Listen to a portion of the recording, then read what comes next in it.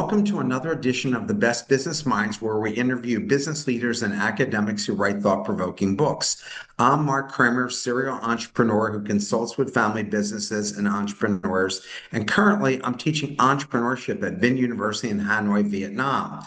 Today, please welcome Steve Brown, author of the book, The AI Ultimatum, Preparing for a World of Intelligent Machines and Radical Transformation. Steve, thanks for showing us your book.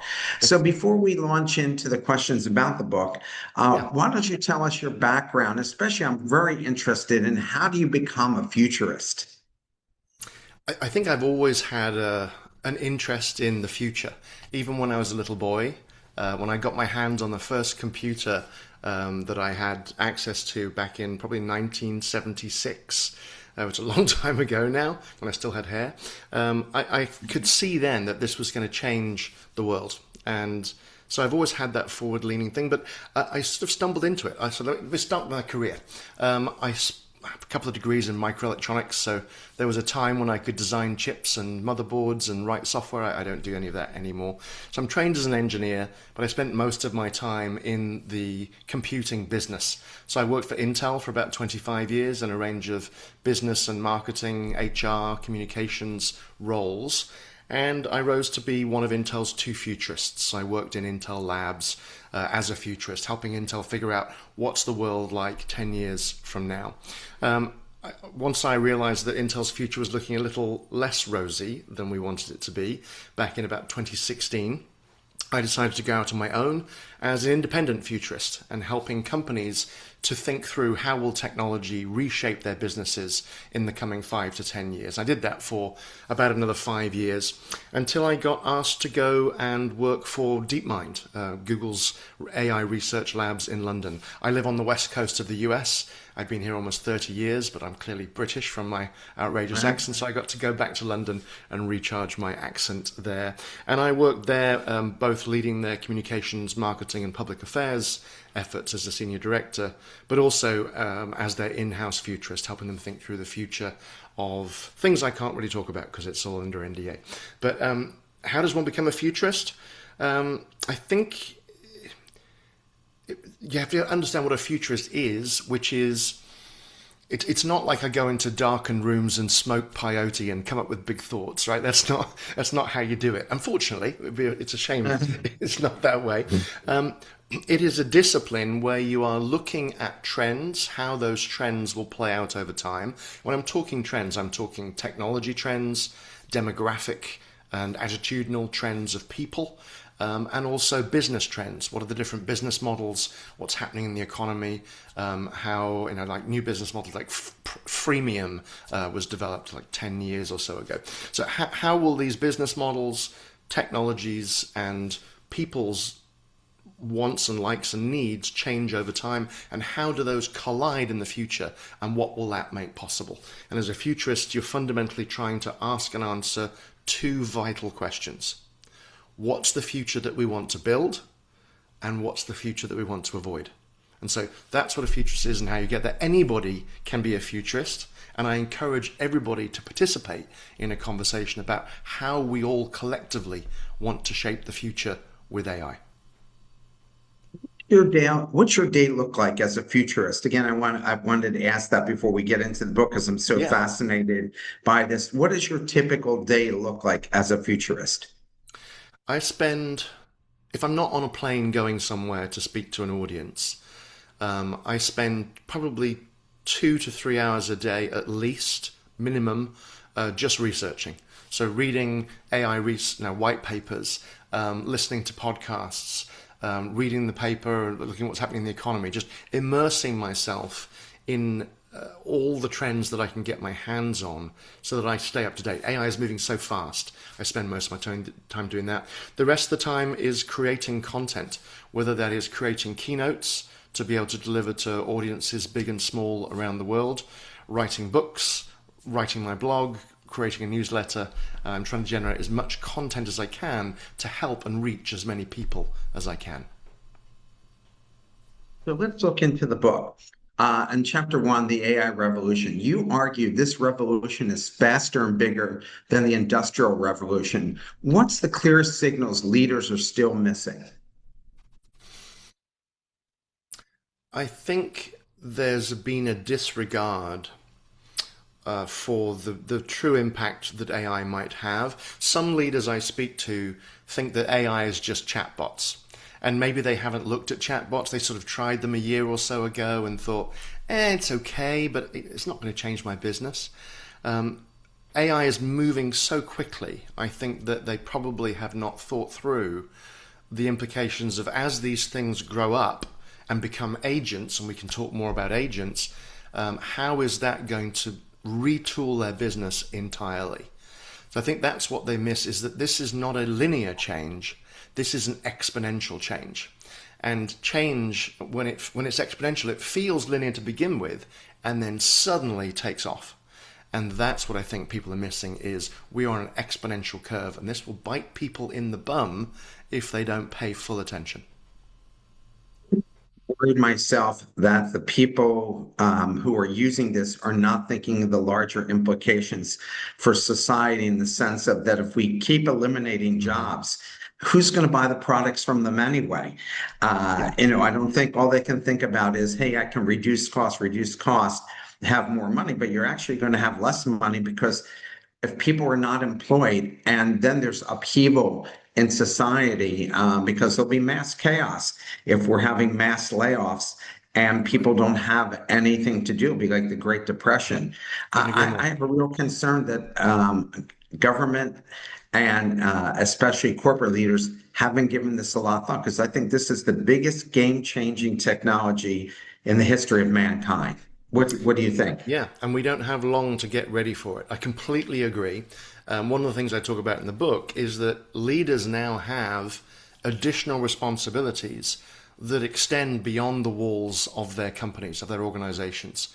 Right? They have a fiduciary responsibility to shareholders to create long-term value for the shareholders and the company and the owners.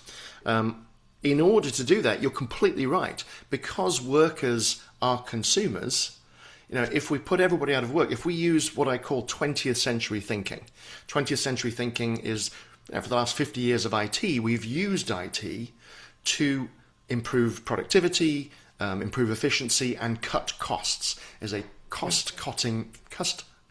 can't say that, too late in the day, a cost-cutting mentality. 21st century mindset is thinking about how to use technologies like AI to create new value in new ways and to amplify the human capabilities that you have, not just to replace them blindly by using cost-cutting mindset. So that leadership responsibility means that leaders have to show up in a different way.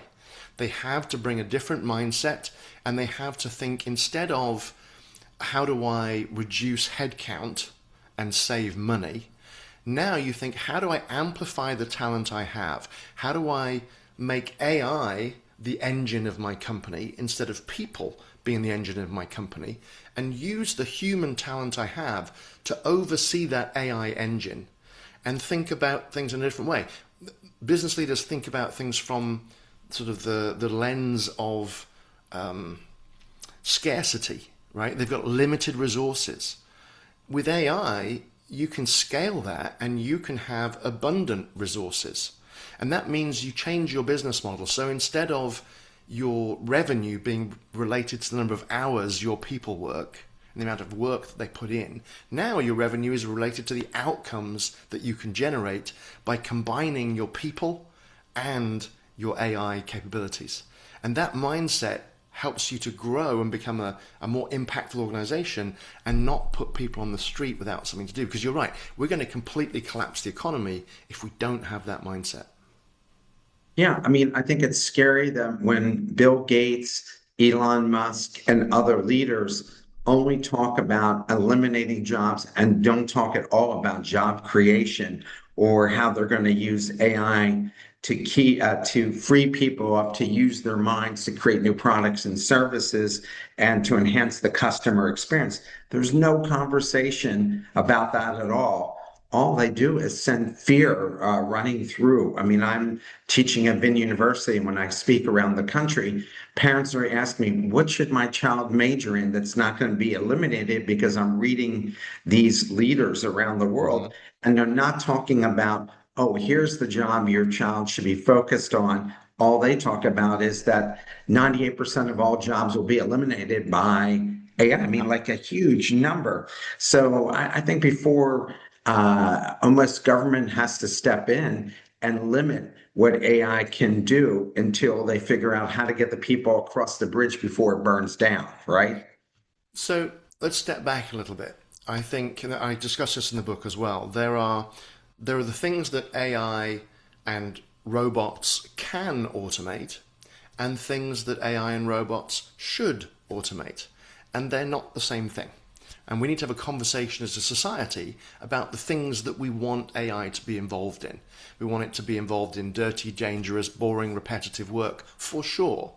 I personally don't see the value in going to see a Broadway production in New York and have robots leaping about on stage. That makes no sense to me. I want Right. a massage from another human being who understands what it is to feel muscles and aches and pains. I probably want a salesperson when I'm buying a home. I want a human being guiding me through that process who understands what it is to live in a home, to bring up children, to it understands the concept of what cozy is. Right? And AI doesn't. It can simulate that, but it doesn't have a lived experience. So I think there are going to be places where we still want to keep human beings.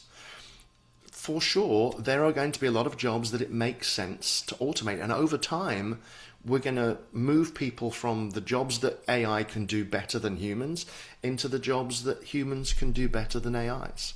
And there will still be some of those around. In chapter two, you basically talk about why do so many AI initiatives fail? Simply because leaders choose the wrong type of AI? It's lots of reasons. One of the main reasons is people don't have their data ready. AIs are powered by data, right? Data is rocket fuel for AIs. And if AIs are either not given the right data, clean data, then they're going to be wrong. Or if they're not grounded in accurate information, that's when they start to hallucinate and again make mistakes. So data as a foundation is the biggest one. And some companies are just not putting the effort in to make sure that their data engineers, data scientists have got the data ready for the AI era. And there's a whole bunch of stuff on that in the book that I help walk people through so they know what they need to do to get ready. So if you don't have your data foundation, that's a big one. Though it's kind of garbage in, garbage out. Another one is people have gone to market too soon. The technology hasn't been mature enough yet, particularly with agentic AI. It's only now just starting to find that level of maturity. And there's a particular technology called MCP. Doesn't really matter what it stands for, but it's Model Context Protocol. You can think about MCP as being like USB for AIs.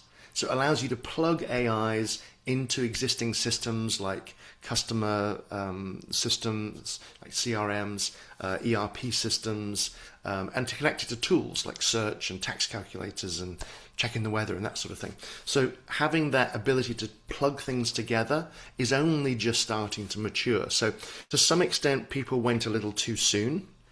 And the other thing I found, I've had feedback from clients, is they didn't do change management very well.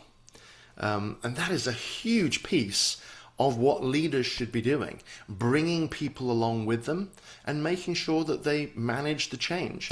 I had one client who said, we built these agents and we went to our employees and told them about them, and they refused to use them and said they were going to quit. And I said, so did you ever consult the employees on the fact that you were going to I'm do just going this to ask that. and involve them in the design process? Well, no, we didn't do that. Well, what do you expect? So it's all about change management, inclusion, bringing your employees in, because two things. One, if you include people from the beginning, you're going to build supporters rather than saboteurs, because they're included in the process and they get to design and have agency in their own futures. But two, the way that leaders think work is done, and perhaps even the way it's written in the manual and in the written down somewhere, are not the way that work actually gets done. people on the front line who are doing the work find shortcuts and workarounds so they can get things done more efficiently and effectively. And if you don't capture that, you're going to build an AI agent for a workflow that doesn't actually exist. So that inclusion is so important, and change management to just to get people on board and help them see themselves in the future. In the book, I talk about two things: with them and with who. With them, what's in it for me? Helping an individual understand how their life will be better if AI is in it, helping them on their workflows. And two, with who? Help people understand the mission of the company, the humanistic mission of the company. What is it you doing? Why are you all coming into work other than just to get a paycheck? What is it you collectively do? What's the positive impact you have? How will you turbocharge that with AI so you increase that impact? What's in it for us, WIFU? So if you communicate those well, include people, have a good foundation of data, and use technology that's mature, you have a much higher chance of success. What's the most dangerous misconception executives have about generative AI today? Probably that it's chatbots. Mhm. They don't recognize that generative AI is a foundation upon which more value is being built. So on top of sort of basic chatbots, if we think about a year ago, no chatbots had any reasoning capability. So reasoning capability got built on top of that. Building on top of that reasoning capability, you can add agentic capabilities. On top of agentic, you can add physical AI and robotic capabilities. So it's a stack, and generative AI is just the very bottom rung of the ladder. And I think some leaders I speak with think that's all it is, but it is a step to something much more. Limitations without becoming paralyzed by them. Can you say that again, Mark? You were frozen for a while there. And I said, how should leaders think about AI limitations without becoming paralyzed by them? Ooh, now that is a good question. I think certainly AI does have limitations. It has accuracy problems. It hallucinates, is the term of art people use in the AI industry. It makes stuff up very convincingly, and that can be a problem. You want your employees to act accurately, and so if you have a digital employee in the form of an AI agent, you also want it to be accurate. That's where you use technologies like RAG to ground an agent in facts and knowledge, and that gets you through that one. The other thing that people really need to worry about is bias, making sure that your AIs are better than us, right? The same way that we always want our children to grow up to be better than us, we want our AIs to be better than us. And what that means is AIs are trained on human data, human behavioral data, and they pick up our bad traits unless we debias that data. So you have to be very mindful when you're training AI models to make sure that you have not just clean data, but data that reflects the behaviors that we want rather than perhaps the behaviors humans have exhibited in the past. There's a great example of Amazon creating an AI to triage resumes when they came in, and to sort the same way you sort, something that should go into your inbox versus the spam folder. Yeah. To triage an email, a resume into these are the people we should interview, these are the people we should pass on and say thank you so much. What they found when they tested it was that the AI was biased against women. Now, that wasn't because it was an evil AI. It was because it was reflecting the historical hiring practices at Amazon. So of course, they scrapped that AI and then had to go back and figure out what cultural issue they had at the company, because AIs are a reflection of us. Should leaders prioritize AI investments when everything feels urgent? Ooh, yeah, that's another one I get a lot of. Where do I start? Where do I focus? Again, in the book, there's a few frameworks that I offer people to help them think through this. And it's all about balance. And it's balance across a number of different vectors. And I'll give you three. And it's one of these things where you have to, as a leader, have all three of these in your mind at the same time. So let me walk you through what the three frameworks are and how you balance them. So the first one is the CEO framework: customers, employees, and operations. So you want to balance your AI project so that you're focused a little bit on improving customer experience, a little bit on elevating the performance of your employees, and a little bit on streamlining operations. Balance across all those three. If you have to choose one to focus on first, I would say it's the E, elevating employees, helping to amplify the impact that your employees are having. So that's the first framework, CEO. Second one I use is the IDC Horizons framework. Again, three horizons. Short term, 6 to 12 month projects where you can have a quick impact, demonstrate to other people, hey, this AI stuff's cool. Let's put some more money into this, right? Get some quick wins. Second horizon is your 12 to 24 or 18 to 24 month. That's where you're looking for more disruption, more high impact, where you're trying to disrupt a business process, create a disruptive new product, create a new service, and that sort of thing. So you want some balance there. And then the third one is the longer term horizon. This is the 36-month-ish horizon project. You're not going to have many of these, but you want some of these projects where you are looking to completely change the game on your competition, play a different game than your competition, help use AI to develop a new business model, a new way of going to market, and so on. And typically you want a kind of 70-20-10 balance across those three. 70% on the short-term wins, 20% on those medium-term, and then 10% on the longer term. Some people have different balances, but that's a good starting point. The third framework to help you again find balance, when you're thinking about agents, there are three different types of agents that I've identified. So these are, think of them as digital employees. The first type of agent is an offload agent. So this is an agent, it's pretty obvious what it does. It's a task you don't want to do, so you offload it to the agent. It's automating a task for you, booking you a flight, finding you a meeting room, those sorts of things. So an agent offloading. The other two types of agents are elevate agents and extend agents. The elevate agent partners with the human. So they're collaborating with a person, and through that collaboration, they are elevating their performance. And notice I very carefully say performance here and not productivity. Productivity is only one vector of performance. AI is a unique technology in that it can, yes, elevate productivity, but it can also improve a person's creativity, boost their intuition, improve their decision-making abilities, expand their knowledge, and so on. So you're trying to amplify your employee in all these different directions by partnering them with an agent. And then the third and slightly rarer category, but if you can get it, it's amazing. It's the extend category, where you're building an agent to, again, partner with a human, to collaborate with them, to extend their abilities so they can do something they could never do before, turning them essentially into a super employee. So that's going to be 10%, 5% of the use cases. But if you can figure that out, you're going to have huge impact. So CEO, the three horizons, and then elevate, extend, and offload. If you can balance across those, that's how you focus and have the highest impact you possibly can for your organization.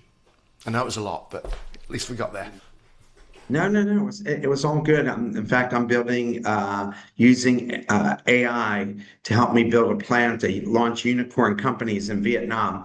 And I found it indispensable in the fact that when I did the first draft of this plan and I asked it, what am I missing? And it told me, here are 5 things that I think you should add.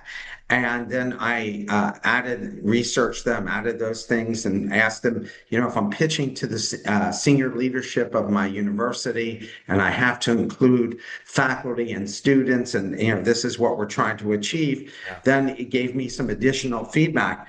And the feedback was better than almost any human could possibly give me, because it's really drawing on like millions of humans, right? Like that, the brain power of giving you that feedback. But I had to give it information in order for it to give me back. I can't just say, in a sense, go create it, because then it just gives me a very basic level of information that's not very useful. What AI platforms do you recommend people use? What do you use typically? I use a combination, honestly, Mark. I mostly work with ChatGPT today. I use ChatGPT for brainstorming, for research, and because I create a lot of images, and I like the specific type of images that I need for my presentations. I have little sort of Pixar style cartoons I use in them, and ChatGPT does a nice job of doing that. Although Nano Banana Pro that's embedded into Gemini is pretty damn good as well. I use Gemini as well anytime I need an AI that can essentially see the world, see the scene in front of me, and therefore help me by understanding my context. So I put my phone up there and I can use Gemini. Gemini is way ahead of ChatGPT on that front.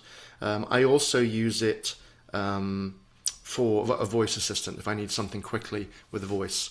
And then Claude is great for writing, and I don't code, but all of my friends that do code, they say Claude is nothing to beat it right now. So between those three, I mean, there's a lot out there, but those are the big three. And I encourage people to use a combination and to not kind of stick on one and then assume that that's going to be the best one forever, because they're constantly leapfrogging each other and gaining capabilities. So keep trying them all out.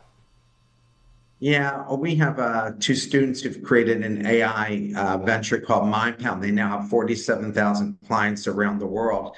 And their AI agent is to help you make administrative tasks more efficient.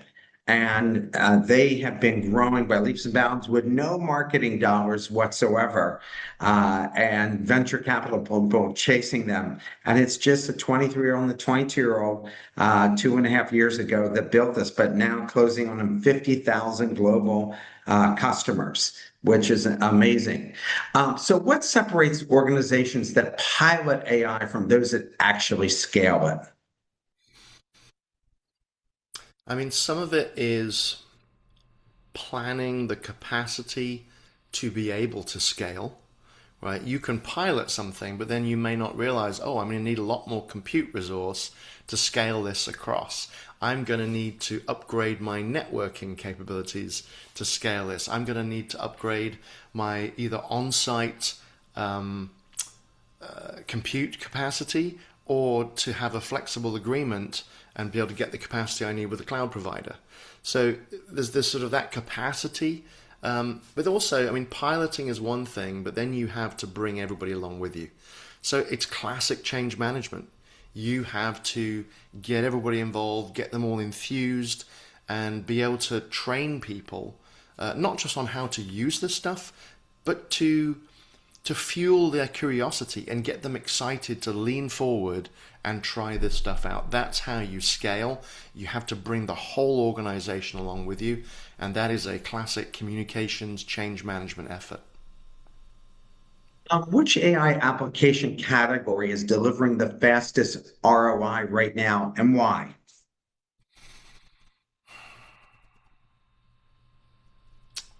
That's a tough one, Mark. It depends on the industry, honestly. If I look at something like drug discovery, I was working with a clinical trials company earlier this week. For them, it's going to be classic machine learning predictive models that help them to analyze scientific data and build hypotheses for what compounds should we make, what might be the ways to attach to proteins, make predictions about the science of what the disease path that they're trying to interrupt. So for them, it's going to be the classic machine learning predictive models that have been around forever. Well, not forever, 15 years, let's say. If you are in, let's say, customer support, you're going to be much more leaning into agentic AI, partnering your customer support people with an AI that is a large language model that can listen on calls, surface ideas, have access through a vector database to all of the support ticket information that you've ever had for your company.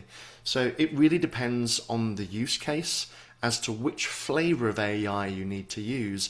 And that's what I walk people through in the book, is understand the different flavors, what kind of business problems they solve, so that when you're building solutions, you know which pieces to grab and bolt them together.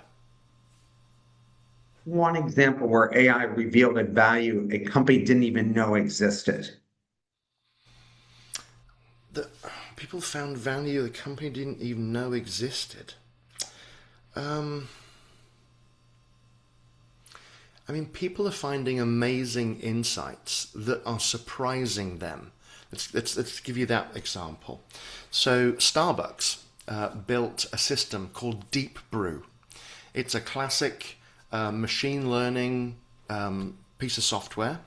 It's a model that runs on behind the scenes for the app. So if you have the Starbucks app on your phone and you use it to order ahead or to pay in the store, Starbucks is watching every purchase you make. It tracks where you make it, what you buy, when you bought it, down to the minute, what the weather was like outside when you made that purchase. And what they're doing is predicting what offers to give you to help you, to persuade you to come in the store and buy another drink, right? And those offers come through the app. And by using Deep Brew, and tuning it to their customers, what they're able to do is not just make a personalized offer, but a hyper-personalized offer. An offer to just you. So it's not, to people like you, it's to you, exactly you. And the way it would show up to you, Mark, might be very different to me. So the button to say yes might be gold for you and green for me, because it's figured out that there's a higher chance of you hitting the button if it's gold versus green. It's that detailed. And the surprise is this part. The surprise was when they initially started this with a small group of customers, they found they got a 50% uplift in people responding to their offers because they were so hyper-tailored to them. When they expanded it and tuned it a bit further, they got a 300% uplift. I don't think anybody expected that kind of a business result just by using an AI model. 300%. Yeah. Incredible. And they need it. Of Starbucks course, definitely Starbucks needs needs it. more money. Yeah, yeah. Yeah, because they've They been get my money, so. closing stores recently. So let's talk about physical intelligence, robots entering the workforce.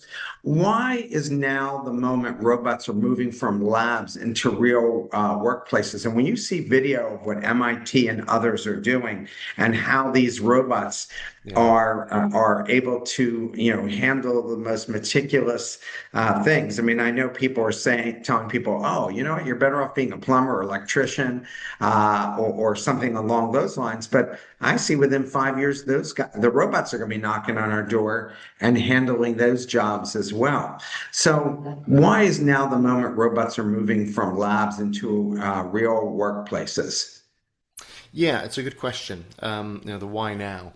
So there's a couple of things. First thing to understand is that robots are fundamentally different going forward than they were in the past. The robots of the past were programmed machines. If you think about the robots that have been building our cars for 30 years or so, right? They weld here, weld there, repeat, right? It's a programmed maneuver. The robots now are learning machines. They learn by observation and practice. Some of them can even learn by watching YouTube videos of people performing a task, or they'll sit and watch you perform a task. They practice themselves, they learn how to do it when things go wrong and how to do it when things go right, and then they learn that task. And when one robot learns something, they all learn something. Right, if they're connected together. So what's enabled that breakthrough? There's a number of technologies that have all sort of bloomed at the same time. First one is lightweight alloys for building the frames, electric motors that are again lightweight but powerful with good torque, batteries, really good batteries. So if you think about the work that's been done for EVs, that's now being applied into robots. High performance computing, but the big thing is sensors. So the sensors that we've been optimizing for our phones, the little cameras there and the gyroscopes and the pressure sensors, they're all being put into robots now. And robots have sensors all in different parts of their heads, in their wrists, so they can see things. And with their hands, it's kind of funky. And the final piece is generative and agentic AI. The ability for a robot to have an AI model that can go, it's called pixels to talks. And what that means is from the pixels, from the incoming camera views it has, and listening to your commands, it can go from those inputs to the torques, the motions of all of the motors in its hands, in its arms, in its legs to perform the tasks that you've done. And that is incredibly complicated to do, but there's a number of companies that have cracked that, and you're going to see robots in people's homes this year, 2026. Wow. Yeah, I mean, that's going to be pretty amazing. I can see with the value of robots, especially for older people, to take care of them and have conversation with them so they're not as lonely. Because you hear now studies that people are lonelier now than any time in history, or at least admitting they're lonelier now than any time in history. Yeah, Uh, yeah, yeah. And people think of these robots, Mark, as being, well, it's going to be it's going to clean the house, it's going to tidy up all the Lego that's on the floor that the kids threw there. yeah, It'll sweep, yeah, it'll do my laundry, maybe it'll cook for yeah. me. And that's all true, but it also goes way beyond that. It'll become your car mechanic. Because it's an AI, it can be your doctor. It can be a nurse. It can take care of you. It can be your personal trainer. It can be a tutor for the kids, right? It can be a companion, to your point. It can be a helper when you need to help someone to hold the bottom of the ladder while you're up there, putting a picture up. There's all these different roles that these robots will play in our lives that go beyond the very limited view that people have today. It reminds me of the Jetsons, but my biggest concern about all this is it all sounds amazing, but just like in the Jetsons, why does Mr. Spacely need George Jetson if his robots can do the job? He can just buy more robots for himself. He doesn't need the human. And I think that's a concern about mechanics and all the things that you just mentioned is hey, robots can do this. I mean, even the Tesla car that's self-driving is just a giant robot, right? Sensors, Right. brain, everything. I mean, it's just another form of robotics. How should leaders think about human acceptance of robots, not just technical readiness?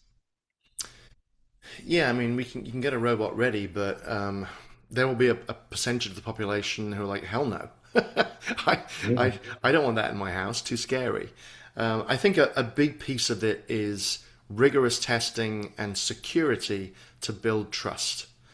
Trust is the foundation, and these robots are AI becoming physical. They're given physical agency in the world. So the same way that we want to make sure that a self-driving car doesn't crash, we have much less tolerance for a self-driving car crashing and killing somebody than a human, right? That 50,000 humans are killed in the US every year in car accidents, and humans are the cause of that. Mostly some mechanical issues, but it's mostly human error. And yet we have zero tolerance for self-driving cars. I think the same is going to be true for robots. The biggest issue there is going to be, I think, security. We want to make Yeah. sure that these robots can't be hacked by bad actors who then tell the robots to do bad things. So we're going to need, super duper security in these robots. And I'm certainly not going to have one in my home until I have a robot manufacturer show me how good that security is. Yeah, I don't think there'll ever be a time that hackers can't break into something, just like they say, oh, they can't break into blockchain. People find ways around every single thing, and it always has been throughout Maybe. mankind, right? Which is really unfortunate.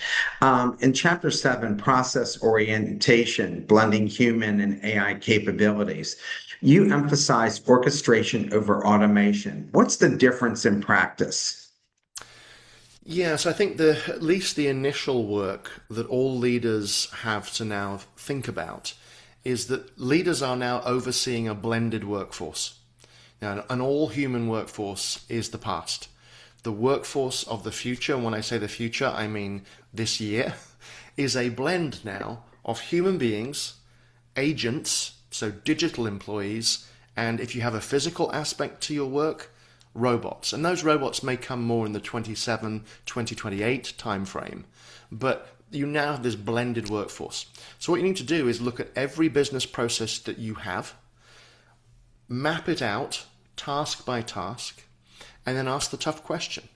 Which of those tasks is still best done by a human because there's something to do with human creativity, judgment, connection with other humans. There's some uniquely human component to it that means that the human should still do that. Which of those tasks is now best done by a digital employee, an agent, and which is best done by a robot? And then how do you gracefully hand off between those? Because you're going to need to think about the interface and the modality and what data is transferred between them so that all of that can happen gracefully. That's what process or workflow orchestration is all about. And then if it is an agent, is it going to be an offload agent? Is it going to be an extend agent? Is it going to elevate agent? And then business processes aren't a straight line. They have decision points in them. So then you have to identify which of those decisions needs to be made by a human and which now can be made by an agent. And once you've done all that hard work, then you get to orchestrate and take advantage of all of the benefits AI can give you so you can elevate your human workforce and have a much greater impact for your customers. So what new leadership skills are required to manage hybrid human AI teams? Well, I think the difference what we're heading into is that what the nature of work itself is changing. We're going from people doing the work to people designing the work and then overseeing the work of agents and robots. And that means you have to, as a leader, you have to think through all of the governance that's involved in that. You know, what happens when an agent does something wrong? How do you mitigate for that? How do you gracefully orchestrate across all of these things? How do you make sure that the data inputs are clean and that you're training new models to be better than the old models? That there's all sorts of work that leaders now need to do to be able to govern this brave new world of a blended workforce. And it also means we're all in a very pioneering space right now. Leaders need to show up differently than they have in the past. Right? Leaders, and I remember when I was working at Intel, you got to be a leader because you were a sage. You know, you knew a lot. You'd been around. You'd seen, you know, where the bodies were buried. You had been around the block a few times. Now, pick your phrase, but you were there because you had experience and you knew stuff. We are now moving into a brave new world where we are all making this up as we go along. And that means you need to change your leadership posture and move from being the sage to now a philosopher explorer. You have to be able to lead people confidently and be open to saying, you know what, I don't know the answer to that, but we're going to figure this out together. And so that's the explorer part. You need to lead people, you know, have a compass and hope for the best and off you go. But the philosopher part of that is you need to be thoughtful about and responsible about how you are deploying AI. So it's just a different way of leading from that sage thing to now being a philosopher explorer. What problem does AI innovation canvas, and you have to explain what that is, solve that strategy decks don't? Yes, so there's a whole chapter in the book, I think it's chapter 8, on the innovation canvas. So some people may be familiar with the business model canvas. Came out 20, 25 years ago. Very helpful tool for you to help think through what is your business model now and how could you adapt it and change it to compete in a different way. The innovation canvas, the AI innovation canvas, is a tool I developed for leaders to help them build new AI use cases. The biggest challenge that I see with people using technology is they get fixated on the technology itself. It's the shiny object, right? How do we use AI to do something? And they don't think about the people that this technology is going to help and the impact you're trying to have. So the canvas is designed to walk people through that process, help them think about a person in a role, in a place, doing a thing, help them then think about the broader context of what are the challenges, the business challenges or the economic challenges that your company is facing, so that you're mindful of what those challenges are. Then think about the use case, and only once you've nailed the use case, then get to the technology.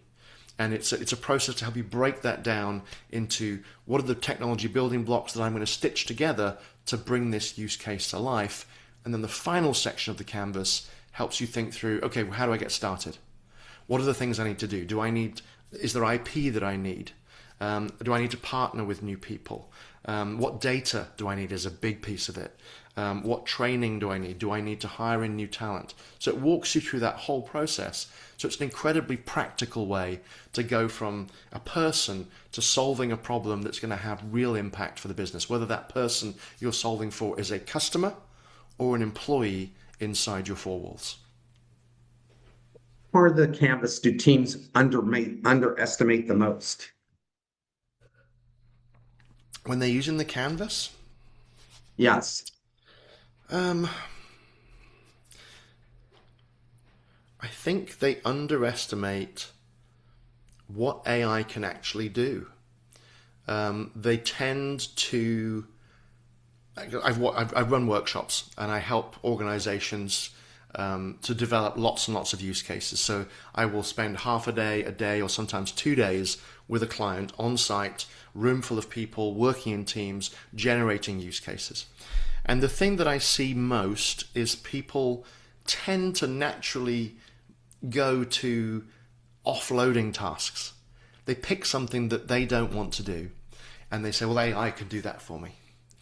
And that's all well and good, but you're leaving so much value on the table if you don't think about how might I partner with an AI or an agent to elevate my performance or to extend my capabilities so I can do things I couldn't do before. It's intellectually much harder to get there, but the reward is much, much greater. So that's the thing I find people miss the most, is they gravitate to the automate side of things rather than the augment and elevate side of things. Chapter 9, AI strategy from vision to value. Why do so many companies stall between ready and go? So I just set in the book I talk about ready, set, go. If you're English, it's ready, steady, go. It's sort of building the foundation for how you get ready. The biggest thing people don't get right is something we already talked about, which is getting their data house in order. Do you have the data that you need to train models if you're going to train AI models in-house? Or if you're bringing in models or agents, do you have the data and the ability to connect into your own corporate data so you can ground your AIs and give them the data that they need to essentially do their jobs that you're setting for them? So that's probably the biggest one that I see is that gets missed or gets paid lip service, right? It's, oh yeah, well, our data's fine. You need to really make sure you lean into that hard if you want to have successful transformations and deployments in your organization. Should leaders measure progress when AI transformation is multi-year? Yeah, it's a tricky one, right? Because how do you measure ROI? ROI tends to be money in, money out for most people. Whereas I think you have to think about it more broadly. What's the effort I'm putting in? What's the human capital? What are the organizational changes I need to go through? What's the data gathering effort I need to conduct? Right, there's lots of activities you have to do to get ready, and that's the investment part. And then the return needs to be not just dollars, but how have I improved trust with my customers? How have I improved retention with my employees? I think it requires leaders now to think more broadly than just money in, money out, and think more about resources and effort in and impact out, and look at that more broadly, and then to track that over time. So it's really thinking about the business goals you have that are not just about dollars. Of course, you can probably collapse them to dollars if you try hard enough, but that seems to be missing the point somewhat. Chapter 10, data strategy and ethics for the AI age. You call data a competitive moat. What does that mean in practical terms? There's been some discussion that some large organizations should be valuing their data sets on their balance sheets of their companies. because over years they've been gathering data about their customers, about customer behaviors, likes and dislikes. It may be data that they've gathered about what kind of things people do before they're about to do something bad, or a data set that is really helpful for building cybersecurity solutions. You see companies like Tesla. I mean, they were trying to build a data moat with putting cameras and sensors in all of their cars. Even when a human is driving a Tesla, it is gathering information that is being used to train an AI, right? And they've built this huge trove of data. So it's thinking strategically about your data and saying, what do we have that is unique that we can use AI to unlock the value that's trapped in that data?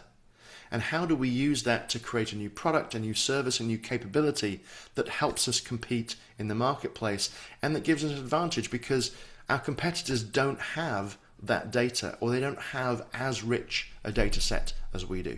So it's really thinking strategically about the data assets that you have.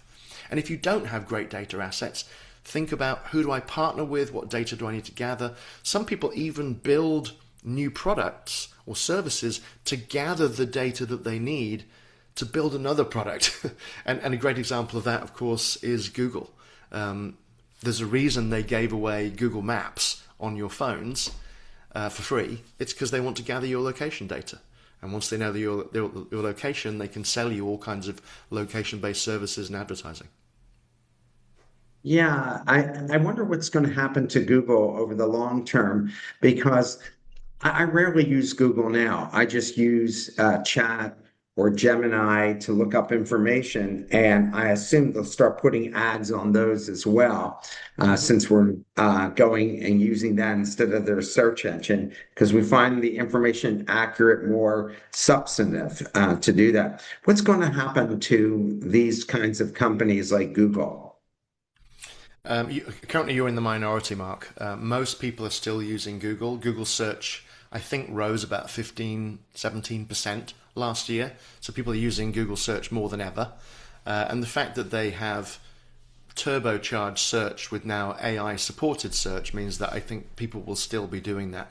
You're right, there's certainly some people, I mean, I certainly do a combination of Google searches and using ChatGPT and Gemini to find information, or Perplexity. I'm not, personally, I'm not worried about Google's fortunes. I think they are probably the best placed company on the planet right now, just because not only do they have leading edge AI technology and a trove of the best AI researchers on Earth, but they also have all of these surfaces through which they can deploy that technology very quickly, whether it's Gmail or Google Maps or search or wherever. So I don't think we're going to see a shift in the status quo there, but we will see a lot of changes elsewhere. So here's my last question. What future leaders, when future leaders look back, what will separate those who thrive from those who hesitated? um, well, those who hesitated will be gone, right? Let's just be very blunt and brutal about that. If you are hesitating and saying, well, maybe I can sit this one out, or maybe I'll just wait and see how things play out, then you're going to be gone. You are going to be Blockbuster or Kodak. And I say that bluntly because I don't want people to get left behind. You do not have a choice but to get on this treadmill if you haven't already. What will separate people is those who don't take it seriously enough, and they say, "Well, let's get Copilot in from Microsoft, and we'll be good." No, that's not enough. You need to wholesale reimagine your business and ask the question: what would a scrappy competitor who builds an organization that is an AI native competitor, an AI first, they're using AI to do everything, and they've got maybe a few people in their company and they are AI first. What would that company do to compete with you and bring you to your knees?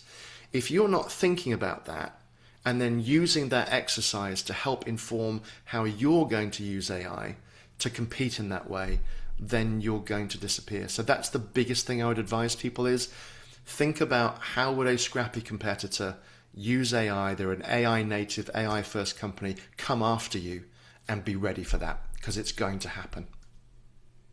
Pete, thanks so much for taking the time to speak with me today. I so enjoyed the book, and I look forward to having you back again as a guest when you write your next book. I would love that, Mark. It was really fun talking with you. Always great questions with you. So really nice to see you. Thank you so much.